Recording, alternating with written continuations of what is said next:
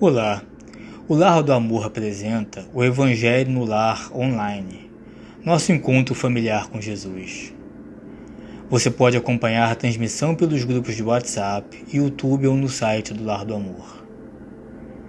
Eu sou Daniel Ottoni e farei a apresentação do Evangelho de hoje, que é um Evangelho de todos nós. É um momento muito importante da nossa semana, em que nos recolhemos em comunhão com o plano espiritual, no intuito de que haja harmonia em nossos lares e em nossa mente. O Evangelho no Lar deve ser realizado preferencialmente uma vez por semana e pode ser feito individualmente, com familiares ou com amigos. De preferência, escolher sempre, se possível, o mesmo dia e o horário da semana. Sejam muito bem-vindos. Busquem um ambiente calmo e sem interferências. Lembrem-se de colocar um copo d'água ou uma garrafa d'água sobre a mesa para que essa água seja fluidificada pelos nossos amigos espirituais. Acalmemos nossos corações e pensemos em Deus para entrarmos em sintonia com os espíritos superiores.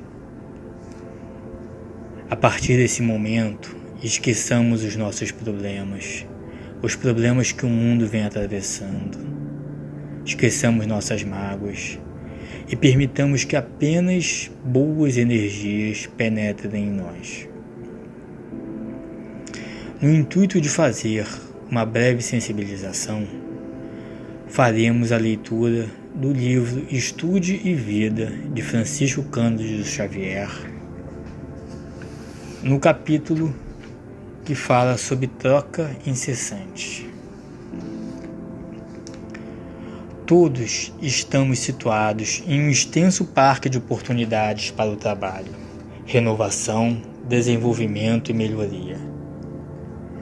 Dentre aquelas que segues no encalço como sendo as que te respondem às melhores aspirações, detém, quando possível, a oportunidade de auxiliar. Tempo é comparável a solo. Serviço é plantação. Ninguém vive deserdado da participação nas boas obras, de vez que todos nós retemos sobras e valores específicos da existência. Não somente disponibilidade de recursos materiais, mas também de tempo, conhecimento, amizade e influência. Não percas por omissão. Colherás o que semeias. Velha verdade sempre nova. Em todos os lugares, há quem te espere a cooperação.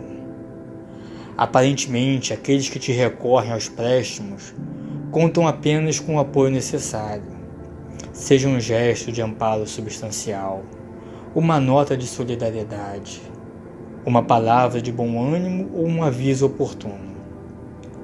Entretanto, não é só isso. A vida é troca incessante. Aqueles a quem proteges ser-te-ão protetores. Socorres o pequenino desfalecente. É possível que seja ele, mais tarde, o amigo prestimoso que te aguarda na cabeceira no dia da enfermidade.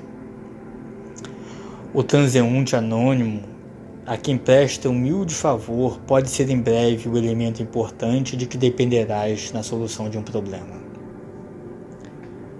O poder do amor, porém, se projeta mais longe.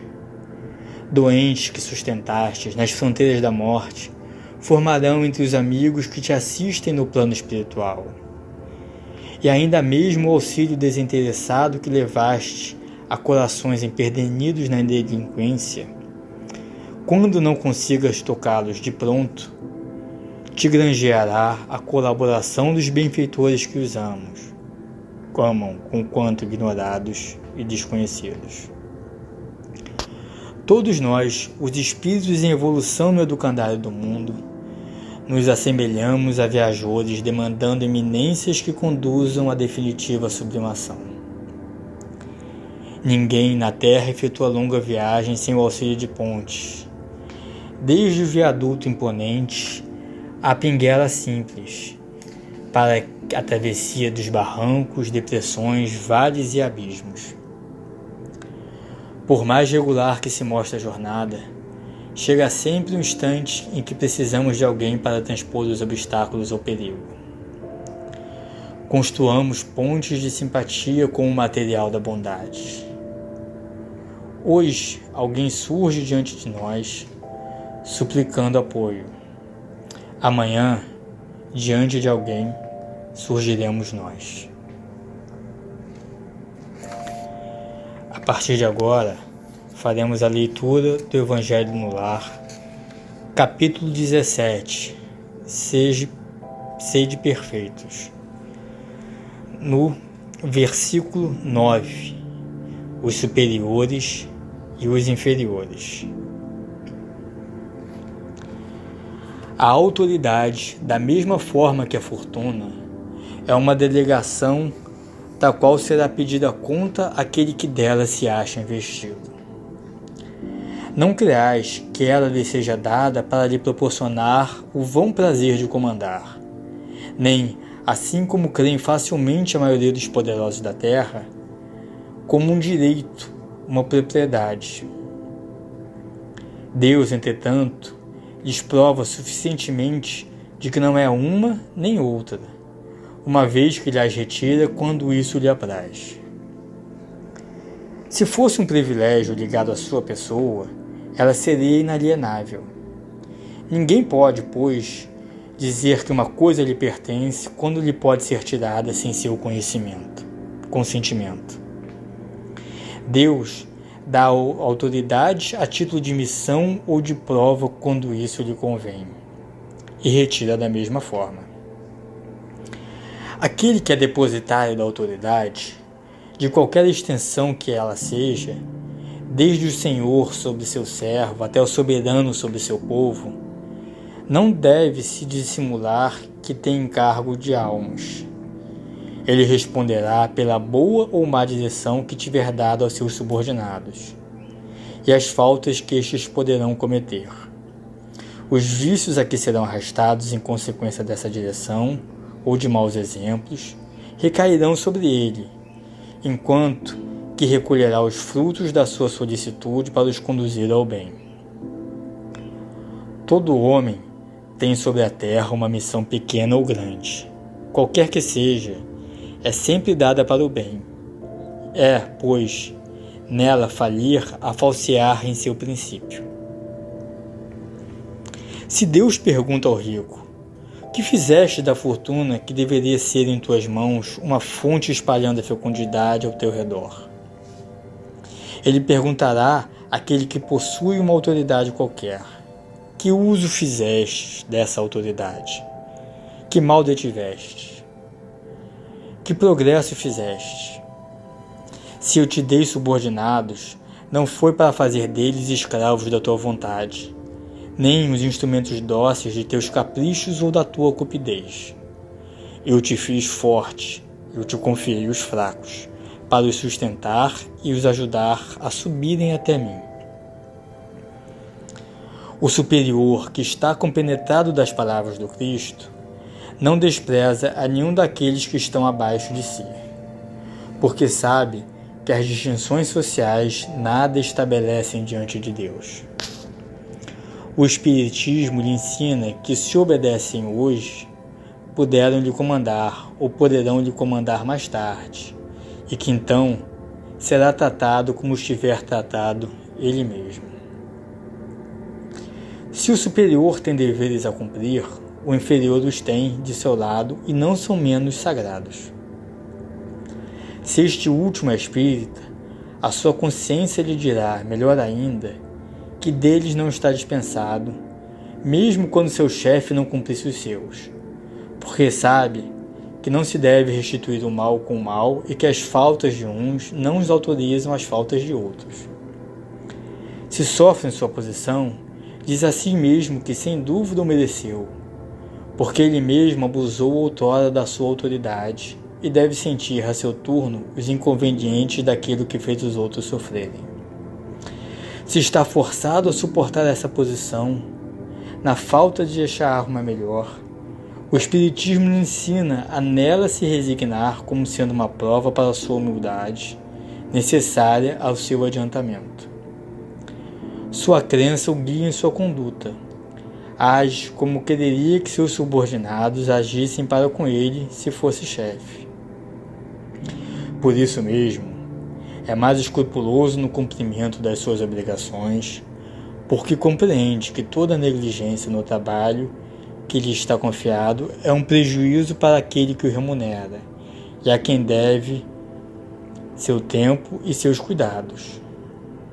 Numa palavra, ele é solicitado pelo sentimento do dever que lhe dá a sua fé, e a certeza de que todo desvio do caminho reto é uma dívida que será preciso pagar, cedo ou tarde. François-Nicolas Madeleine, Cardeal Morlot, Paris, 1863. Com a leitura do Evangelho de hoje, superiores e inferiores, na semana que estamos proclamando a proclamação da República, temos o exemplo disso na nossa história, em que nós tínhamos um imperador que, quando foi dado o golpe para a proclamação da República, visando que não houvesse derramamento de sangue nesse país, aceitou humildemente a quebra da sua autoridade e a sua partida para o exílio, sem se revoltar, sem reagir, ou seja, sem provocar derramamento de sangue no Brasil.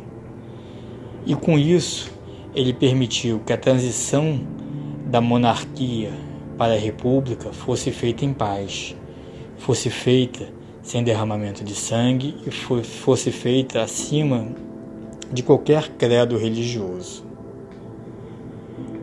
Com a proclamação da República, iniciou-se um período na história do nosso país em que havia democracia e havia a possibilidade de pessoas que antes eram subordinadas assumir o poder e pessoas que estavam no poder, com o passar do tempo, passarem a ser subordinadas, ou sempre seguindo o que a gente vê no Evangelho de hoje, uma alternância em que, em determinados momentos, aquele que está acima fica abaixo e aquele que está abaixo tem a oportunidade de ficar no comando.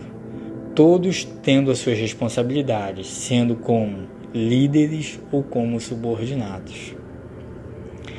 Agradecemos a oportunidade desse Evangelho ao nosso amado Mestre Jesus Cristo, a todos os espíritos superiores, os nossos amigos espirituais, e que sigamos nossa semana em paz, que essa água fluidificada possa fazer uma limpeza em nós e em nossos lares, e que sigamos a nossa semana, a nossa existência, com a nossa fé, com força diante das adversidades, com resignação quando não pudermos mudar os fatos, e que a nossa fé nos ilumine cada vez mais. Até um próximo Evangelho. Fiquem todos em paz, fiquem com Deus.